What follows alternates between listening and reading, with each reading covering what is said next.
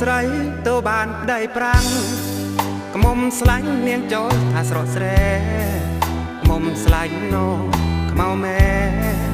ចូលស្រែចូលគូចូលក្របីបងដេញថានាងបានប្រាំងផ្លាតផ្លាំងព្រោះថាយន់មេអោ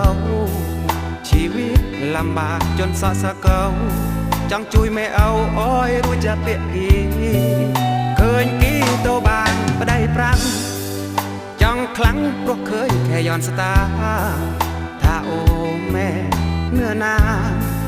ย้อนสตางវាมันបានស្លាញ់គិតស្ដាយថានាងไม่แจ้ឈឺចិត្តប្លេះនាងឃើញแค่ย้อนสตางក្មុំស្រីណូនាងធ្វើបានចូលបងដែលគួយដែលស្លាញ់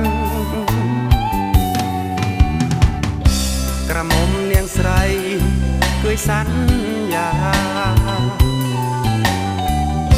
ក្រមុំនាងនាងគួយអញ្ញៃក្រមុំនាងស្រីនាងភ្លេចសន្យាក្រមុំនាងនាងភ្លេចហើយ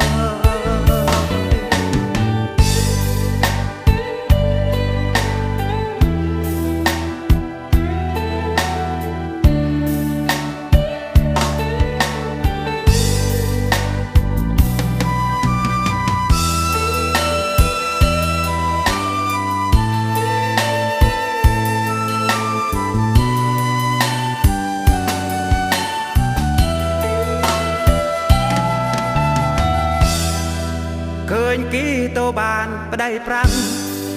ចង់ខ្លាំងព្រោះឃើញแค่ย้อนสตาថាអូម៉ែเนื้อนาย้อนสตางវាมันបានស្លាញ់គិតស្ដាយថានាងไม่แจ้ឈឺចិត្តប្លេះនាងឃើញแค่ย้อนสตางក្មុំស្រីណូនាងធ្វើបានចូលបងដែលគួយដែលស្លាញ់ក្រមុំនាងស្រីគួយសន្យាក្រមុំនាងនាងគួយអញ្ញៃក្រមុំនាងស្រីនាងភ្លេចសន្យា